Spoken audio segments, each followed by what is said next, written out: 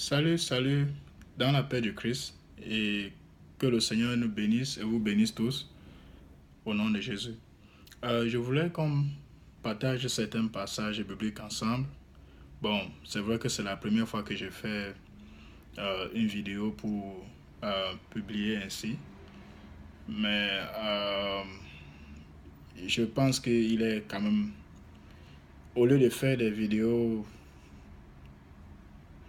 pas appropriées, mais je préfère faire des vidéos édifiantes pour tout le monde, pour tout un chacun, y compris en commençant pour moi-même d'abord, parce que ça pourra aider ceux, peut-être qui n'ont pas le temps de se retrouver souvent, peut-être dans les assemblées, au moment de prière, ou quoi que ce soit. Je pense que peut-être sur les réseaux sociaux, même si c'est juste par publicité, ils pourront au moins avoir le temps ou bien l'opportunité de pouvoir à avoir ou bien attraper quelque chose de la part du Seigneur. Amen. Donc, le passage dont je veux qu'on partage un peu ensemble pour le moment, c'est dans Jean chapitre 10, qui est écrit à partir du verset, je vais commencer à partir du verset 26, ou bien je vais commencer à partir du verset 24, disons. Les Juifs l'entouraient et lui dit, jusqu'à quand tiendras-tu notre esprit en suspens, en suspens? Si tu es le Christ, dis-le-nous franchement. Jésus leur répondit, je vous l'ai dit et vous ne croyez pas. Les œuvres que je fais au nom de mon Père rendent témoignage de moi. Mais vous ne croyez pas parce que vous n'êtes pas de mes brebis. Le verset 27 dit, mes brebis entendent ma voix, je les connais et elles me suivent. Je leur donne la vie éternelle et elles ne périront jamais. Et personne ne les ravira de ma main.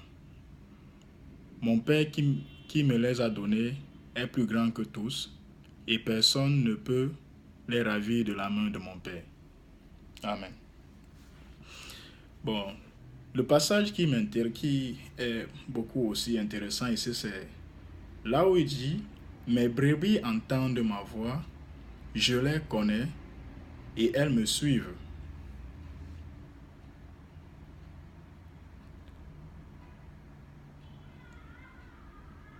Donc, ce passage nous parle de...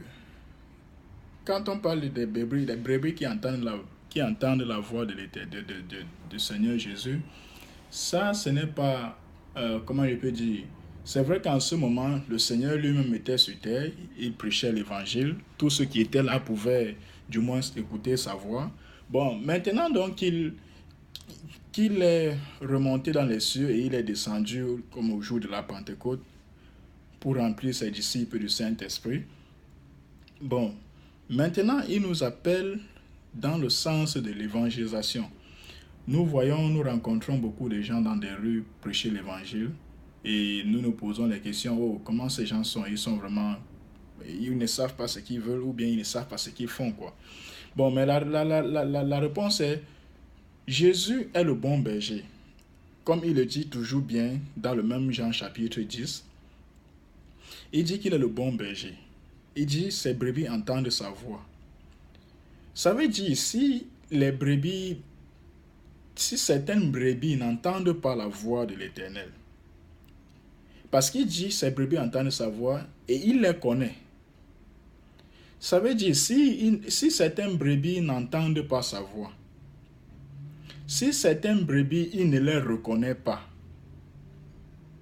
parce que s'il reconnaît ses brebis, puisqu'il a dit mes brebis, ça veut dire qu'il y a des brebis qui ne lui appartiennent pas. Il faut qu'on sache ça bien, parce que le Seigneur est venu, il faut vraiment que, bien aimé, on sache que le Seigneur est venu pas pour... Parce qu'on se dit souvent que le Seigneur est venu pour unir. Le Seigneur est venu semer la division. Moi, je préfère déclarer ça direct. Je ne peux pas vous dire ce qui n'est pas clair. Même bibliquement, vous allez aller même dans Matthieu chapitre 10, vous allez retrouver, vous allez retrouver un peu ces détails-là.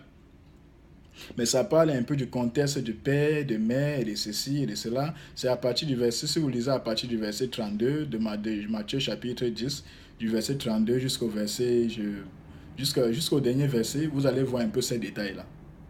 Donc le Seigneur n'est pas venu s'aimer l'union, il n'est pas venu unir, il est venu diviser. Donc c'est pourquoi il déclare ici, ses brebis entendent sa voix, et il les reconnaît, et elles le suivent.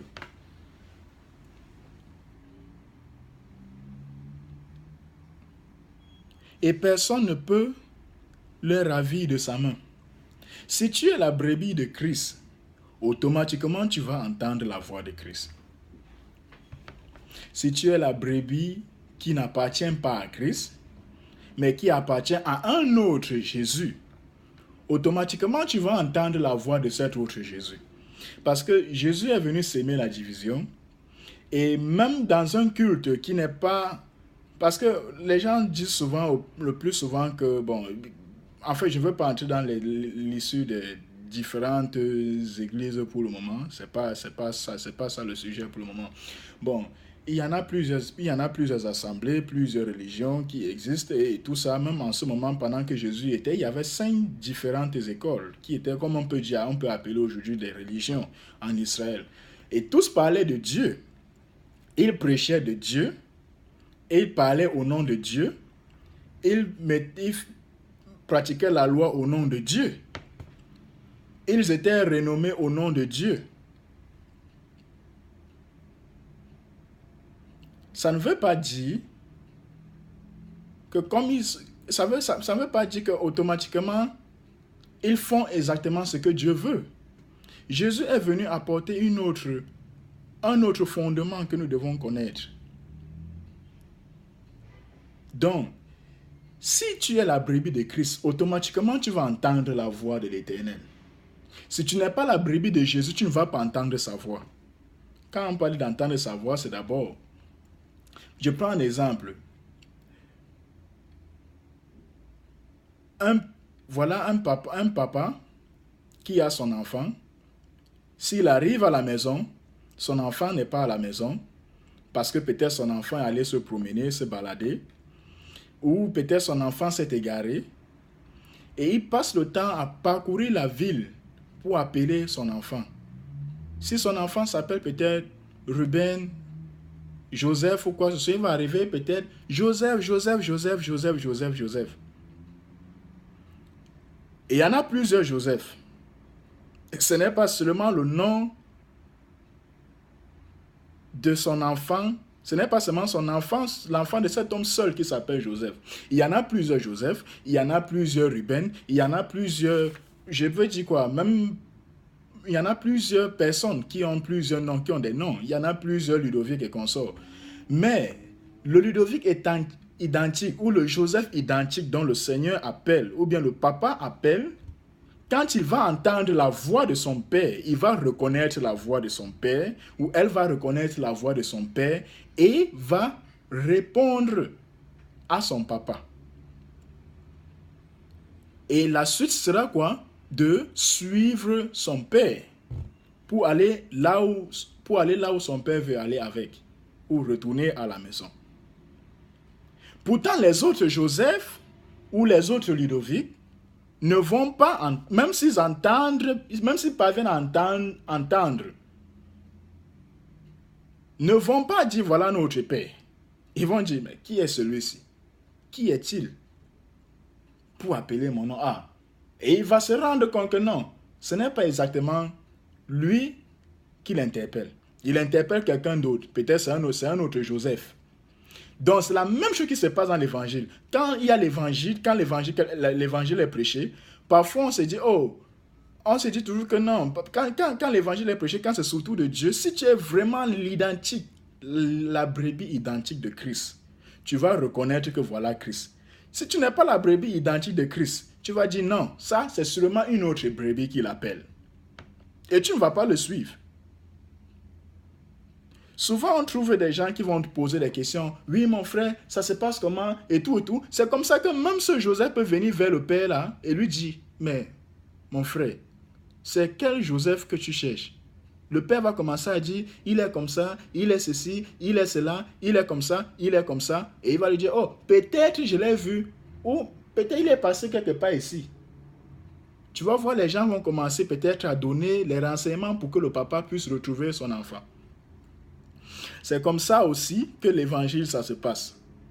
Mais quand ils vont, même comme ils vont donner ces renseignements, ils ne vont pas aller chez le papa hein, parce que le papa, ce n'est pas leur papa.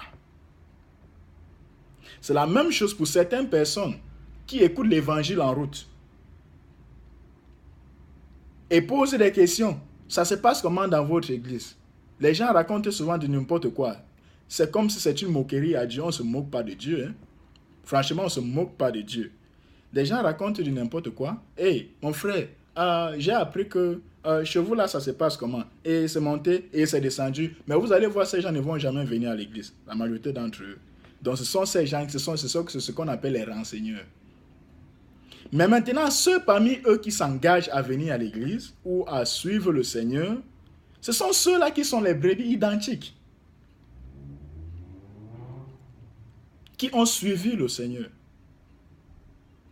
Donc, nous devons savoir comment... Et vous voyez maintenant que là, il y a quoi? Il y a division. Ça veut dire ce Joseph qui était là au milieu d'eux, qui a reconnu la voix de son père, et a répondu à son père, et a suivi son père à la maison, c'est divisé de ce peuple-là, c'est divisé de cette foule-là, c'est divisé de ce voisinage, c'est divisé de ces personnes. C'est la même chose que le Seigneur fait. Même pendant qu'il y a l'évangélisation, il y a des gens qui s'engagent, il y a les gens qui ne s'engagent pas. Ou il y a les gens qui s'engagent après des années, ou quoi que ce soit. Ça veut dire qu'il y a division d'esprit. Le Seigneur est venu semer la division d'esprit.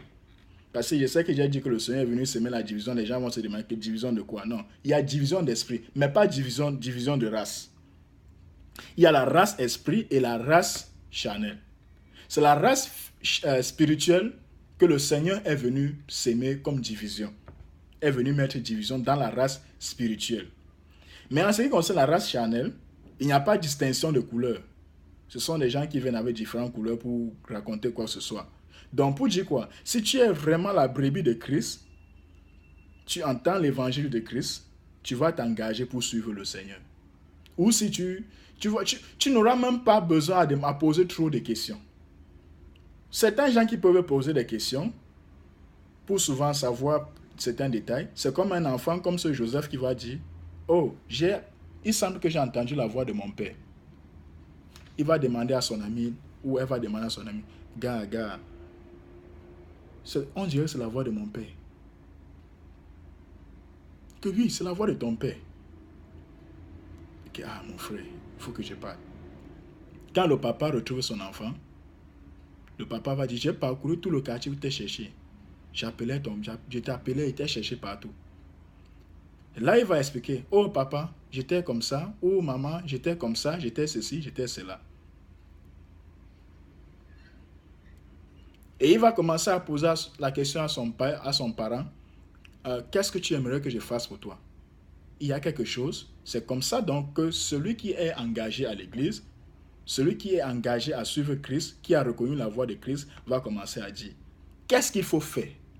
Qu'est-ce qu'il faut que je fasse pour faire partie du membre du corps de Christ? Des membres du corps de Christ. Qu'est-ce qu'il faut faire? Qu'est-ce qu'il faut faire? Qu'est-ce qu'il faut que je fasse? La même chose qui est écrite dans Actes chapitre 2, à partir du verset 36 à 39 ou 38. Quand après avoir entendu ce discours, il eut le cœur vivement touché. Et il demandait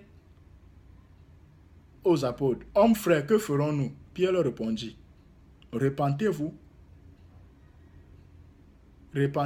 et faites-vous baptiser au nom de Jésus-Christ pour le pardon de vos péchés et vous recevrez le don du Saint-Esprit. » Donc voilà donc comment un enfant qui a reconnu la voix de son père va commencer à poser la question à son père. « Papa, est-ce qu'il y a un problème? Papa, qu'est-ce que tu veux que je fasse? » Le père va commencer à lui dire ce qu'il veut qu'il fasse pour lui ou la raison pour laquelle il appelle. Et voilà donc un enfant qui